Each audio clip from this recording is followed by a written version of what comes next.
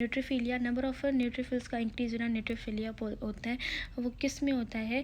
अगर any factor that causes tissue destruction, अगर वो फैक्टर जो कि टिश्यू डिस्ट्रक्शन करे, जिसकी वजह से जो है नंबर ऑफ न्यूट्रोफिल्स जो है इंक्रीज हो जाएंगे वहाँ पर, तो इसकी वजह से न्यूट्रोफिलिया कर सकते हैं। जैसे इन्फ्लेमेशन हो गई, एक्सट्रीम फटीग, हेमरेजिस वगैरह, पॉइजनिंग, बहुत ज़्यादा फन बॉडीज़ का आ जाना, ठीक है। और या फिजियोलॉजिकल, ये तो ना वो पैथोलॉजिकल जो ना वो ना न्यूट्रोफिलिया होगी। फिजियोलॉजिकल न्यूट्रोफिलिया भी देखते हैं कि ना आफ्टर हार्ड एक्सरसाइज या नॉरएपिनेफ्रिन इंजेक्शन लगाने के बाद भी ज़्यादा जो ना टिश्यू डिस्ट्रक्शन हो जाती है, जिसकी वजह से फिजियोलॉजिकल न्यूट्रोफिलिया आ जाती है, ठीक है। और इसकी वजह से न्यूट्रोफिलिया की वजह से होता क्या है, ये बोथ कंडीशन, ब्लड फ्लो जो है ना इंक्रीज़ हो जाता है, ठीक है। ठीक है। इसके अलावा है फंक्शन जो है वो ना सब इंजोफिल्स और बेजोफिल्स की वगैरह के लास्ट में पढ़ूंगी, ठीक है। लिकोपेनिया क्या होता है? इन विच बोन मैरो स्टॉप प्रोड्यूसिंग लिकोसाइड्स, लिकोसाइड्स का ना बनना, जिसकी वजह से जो ना वो ना लिकोसाइड्स की कमी हो जाए, ग्रेनुलोसाइड्स जिनको बोलते हैं, उनको जो ना वो ना लिकोपीनिया बोलते हैं, ठीक है। किसकी वजह से कॉज क्या हो सकता है? न्यूट्रोफिलिया का भी कॉज पड़ा, तो ये जो ना वो ना किसी भी कोई भी डिजीज़ वगैरह की वजह से, टॉक्सिन वगैरह की वजह से, एक्सरेज की वजह से, ड्रग्स की वजह से ये होगा, ठीक है। इसमें ना बोन मैरो जो ना एप्लेजिया हो जाएगी, ठीक है। बोन मैरो नहीं, उसकी वजह ना उसकी एट्रोफी या एप्लेजिया हो जाएगी, जिसकी वजह से ये फंक्शन आ जाएगा, ठीक है। ल्यूकीमिया क्या हो जाएगा? Increase number of leukocyte. Leukopenia क्या होता है? Decrease number of leukocyte. Leukaemia होता है increase number of abnormal leukocyte, ठीक है। नॉर्मल नहीं, एबनॉर्मल नंबर ऑफ ल्यूकोसाइट, इसको ल्यूकीमिया बोलते हैं। ये जो ना वो ना इसके रीजन्स हो सकते हैं कैंसर वगैरह, वो होते हैं, ठीक है। और इसके जो ना वो ना on the basis of cause जो है ना वो ना टाइप्स भी होते हैं, जैसे कि लिम्फोजीनस ल्यूकीमिया, जो कि लिम्फेटिक के होने की वजह से इंक्रीज़ होंगे, कैंसरस लिम्फोपीनिया, और माइलोजेनस ल्यूकीमिया, माइलोजेनस जो ना वो ना ये जो ना यंग माइलोजेनस सेल्स जो ना वो ना कैंसरस सेल जो ना प्रोड्यूस होना स्टार्ट हो जाए, जिसकी वजह से जो ना वो ना वो जो ना ल्यूकीमिया हो जाए, ठीक है।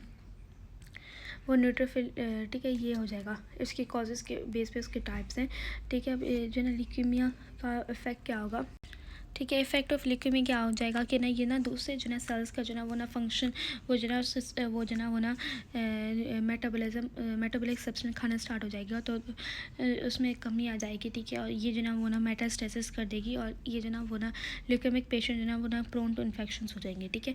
ल्यूकोसाइटोसिस क्या होता है? Increase number of normal leukocytes, इसको जो ना ल्यूकोसाइटोसिस बोलते हैं। ल्यूकोसाइटोसिस क्या होता है?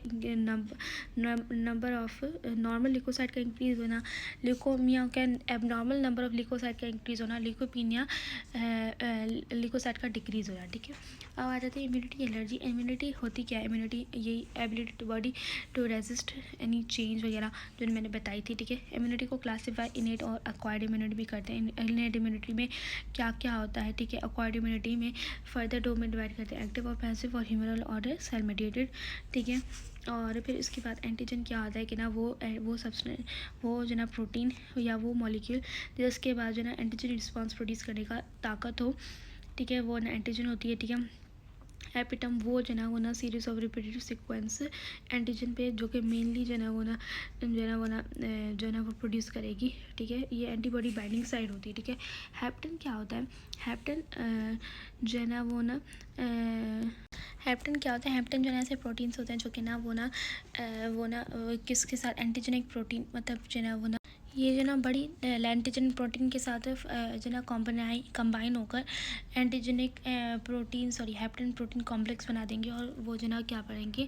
इम्यून रिस्पॉन्स प्रोड्यूस करेंगे, मतलब प्रोडक्शन ऑफ एंटीबॉडीज़ करवाएंगे टी लिम्फोसाइट्स वगैरह से, सॉरी, बी लिम्फोसाइट वगैरह से, ठीक है। ठीक है। और ये फाउंड किस में होता है? हैप्टन एंड ड्रग्स में, इंडस्ट्रियल ड्रग्स वगैरह में, ठीक है। Role of lymphoid tissue in acquired immunity, ये जो ना बनाने में, अक्वायर्ड इम्यूनिटी में क्या होता है कि ना लिम्फोसाइट्स होते हैं, तो लिम्फोसाइट्स को बनाने में ये रोल होता है, ठीक है। लिम्फोसाइट्स कौन से तरीके के हैं? B lymphocyte and T lymphocyte.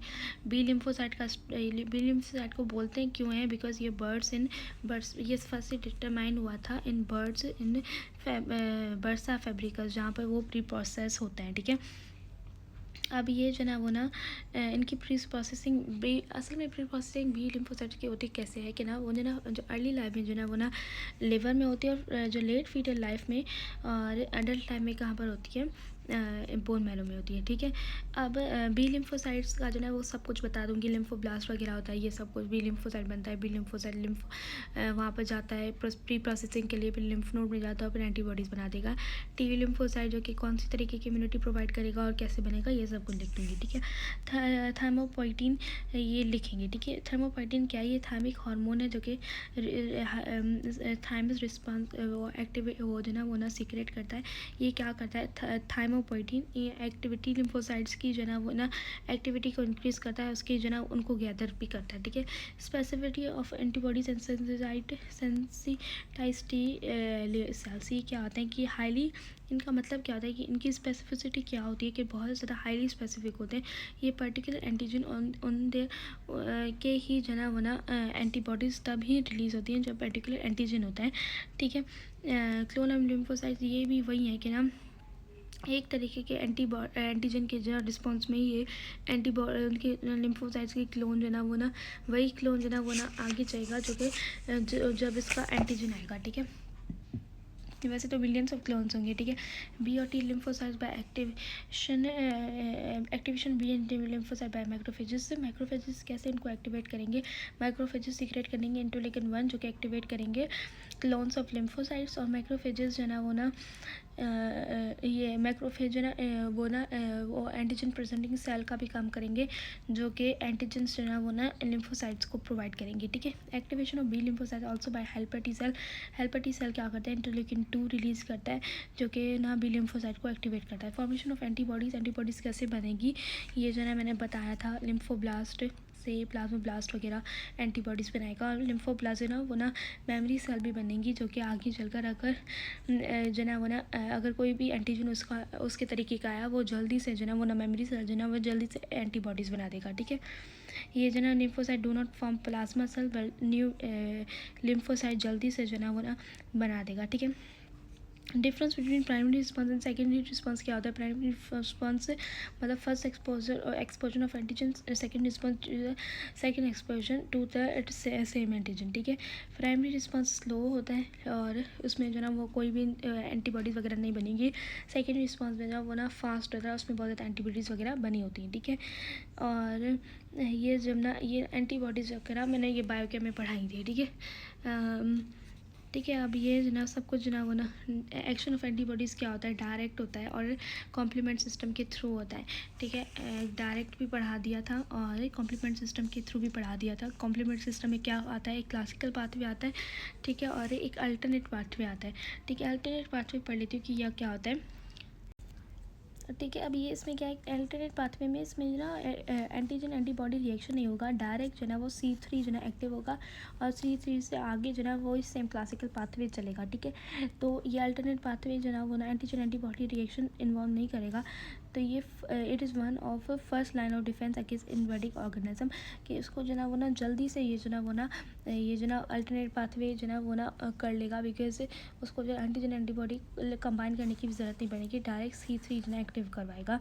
ठीक है, ठीक है, अब उसके अलावा formation of sensitised T sales होते क्या है, मतलब कि ये जब ना 20 सेल्स जो ना वो ना बनते हैं ना, तो ना क्या बनते हैं कि ना एंटीबॉडीज़ वगैरह बनता है।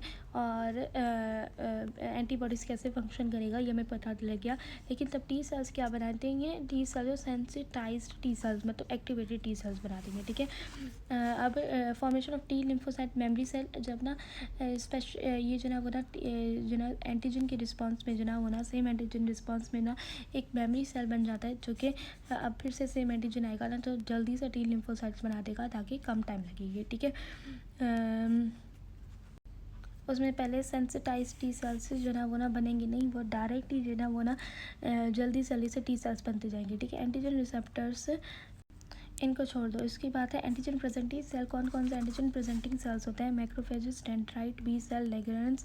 तो इसका मैं कोड, ये माल बिगड़ी। ठीक है, ये थोड़ा सा बुरा है लेकिन याद रह जाएगा। माल is for macrophages, A is for activated T cell, A is for activated endothelium cell, या जो ना ऐसे अब एंटीजन प्रेजेंटिंग सेल कौन से होंगे? मैक्रोफेजेस, और ये जो है ना वो क्या हो जाएंगे? मैड जो है उसका एंटीजन प्रेजेंटिंग सेल का कोड बनाती है। M for macrophages, A for activated जो है ना वो ना ठीक है। अब सही है। अब क्या होगा? मैड बेटा, M for macrophages, A is for activated endothelium cells, D is for dendrite cells, B is for B cells और T is for T cells. ठीक है। अब टाइप टी सेल्स के जो ना टाइप्स होंगे, ये जो ना मैंने अपने जो ना नोट्स बनाए हुए हैं वो उसे बता दूंगी। ठीक है। हेल्पर टी सेल्स होंगे, साइटोटॉक्सिक टी सेल्स होंगे। ठीक है। उसके अलावा होंगे सप्रेसर टी सेल्स होंगे। ठीक है। इसके बाद क्या होगा? इंटरफेरॉन। इंटरफेरॉन क्या होता है? हार्मोन लाइक प्रोटीन्स होते हैं जिनके पास है ना एंटी वायरल और एंटी ट्यूमरल एक्टिविटी होती है, जिनको इंटरफेरॉन बोलते हैं। टाइप्स कौन सी होती है? अल्फा इंटरफेरॉन जो कि ल्यूकोसाइट्स जो ना वो ना on the exposure of virus excrete करते हैं। बीटा इंटरफेरॉन फाइब्रोब्लास्ट एक्सक्रीट करते हैं on the exposure of virus. Gamma interferon second lymphocyte cell tissue in the exposure of cancer cells. ठीक है। गामा है तो कैंसर, सी की तरह होगा। ठीक है। बी एफ ठीक है, और ए एल। ठीक है। उसके अलावा अक्वायर्ड एड्स क्या होता है? एड्स जो ना वो ना एड्स क्या करता है? एच जो ना हेल्पर टी सेल्स को जो ना वो ना डिस्ट्रक्शन करता है, जिसकी वजह से एड्स होता है। ठीक है। ये पता होना चाहिए। ठीक है। Tolerance of acquired immunity of all body से, ये जो ना वो है, ये जो ना सेल्फ टॉलरेंस या वो जो ना इसको बोल।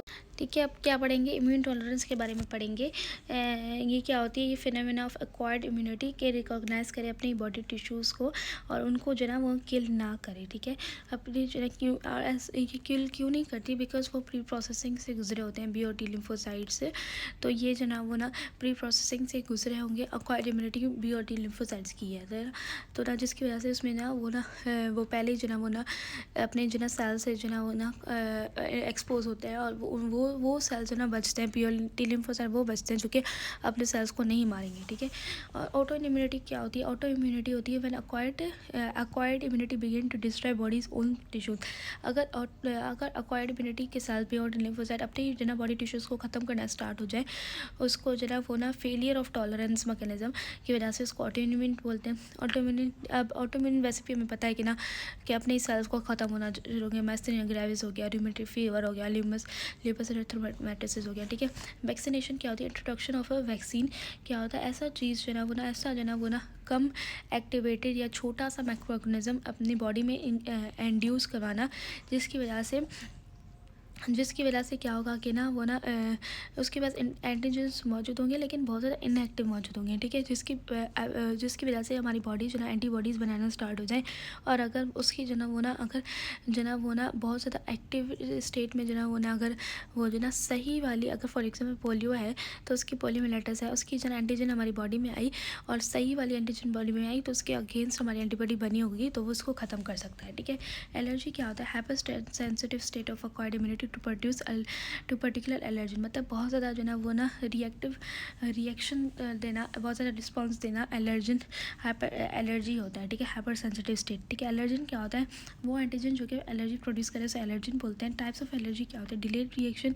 ठीक है। और एटॉपिक जो ना वो ना एलर्जी। ठीक है। डिलेड रिएक्शन क्या होता है कि ना एलर्जी जो ना प्रोड्यूस करे स्किन अरप्शन ड्रग्स वगैरह की वजह से या कॉस्मेटिक्स की वजह से, वो एलर्जी जो ना वो ना डिलेड रिएक्शन में कहलाती है। ठीक है। अब डिलेड रिएक्शन होता है कि ना पहले जो ना वो ना इसमें क्या होगा कि कोई सब्सटेंस वगैरह जो ना वो ना एक्टिवेटेड हेल्पर टी सेल वगैरह बनेंगे, लेकिन अभी जो ना वो ना उनका जल्दी रिएक्शन नहीं होगा। ठीक है। उनका रिएक्शन जल्दी नहीं होगा, उनका जो ना वो विच टाइम होगा, विच टाइम भी जो ना बहुत ज़्यादा एक्सटेंसिव डैमेज करेगा, जैसे रीनल ट्रांसप्लांट, इंजेक्शन वगैरह, ये रिएक्शंस कर सकते हैं। ठीक है। एटॉपिक एलर्जी क्या होती है? ये genetical increase number of L वो जो ना इम्यूनोग्लोबिन ई एंटीबॉडीज़ की वजह से जो ना वो एटॉपिक एलर्जी होती है। ठीक है। एटॉपिक एंटीबॉडी ई क्या करती है? वो जो ना मास सेल एंड बेसोफिल सेल्स के साथ जाकर अटैच करती है। अब ये जब ना एलर्जन बॉडी में एंटर होता है तो ना वो बाइंड करता है आईजी एंटीबॉडी के साथ, और वो मास सेल और बेसोफिल से रप्चर करवाता है और हिस्टामिन रिलीज़ करेगा, जिसकी वजह से जो ना वो ना एलर्जिक रिएक्शन हो जाएगा। ठीक है। अब टाइप ऑफ एटॉपिक एलर्जी क्या होगी? एनाफिलैक्सिस, यूर्टिकेरिया, हाई फीवर और अस्थमा। एनाफिलैक्सिस क्या होती है? Wide spread allergy in the vascular system में बहुत ज़्यादा एलर्जी का फैलना, एनाफ्लेक्सिस होता है, वो हिस्टामिन की वजह से हो सकता है। हिस्टामिन जैसे कि विज़ोडाइलेशन वगैरह कराएगी, ठीक है, जिसकी वजह से ब्लड प्रेशर वगैरह कम हो जाएगा और शॉक हो सकता है, ठीक है। और ठीक है, इसके अलावा यूटिकेरिया एलर्जी रिएक्शन जो कि स्किन में होगी उसे यूटिकेरिया बोलते हैं, ये भी जो है हिस्टामिन करवा सकती है। हे फीवर क्या होती है, एलर्जी रिएक्शन जो कि नोज़ में होता है। हिस्टामिन एक क्या कर देगी, यहाँ पर इरिटेशन ऑफ नोज़ कराएगी, स्नीजिंग कराएगी। अस्थमा क्या करेगी, अस्थमा में होगा एलर्जी रिएक्शन जो कि ब्रोंक्यूल्स में होगा, उसे अस्थमा बोलते हैं। ये जो ना वो ना प्रोफाइलेक्सिस क्या होते हैं, प्रिवेंशन ऑफ डिजीज़ और preventive treatment is called prophylaxis. मतलब कोई भी डिजीज़ की प्रिवेंशन और प्रिवेंटिव मैयर उसको प्रोफाइलेक्सिस मेडिकल ज़बान में बोलते हैं, ठीक है।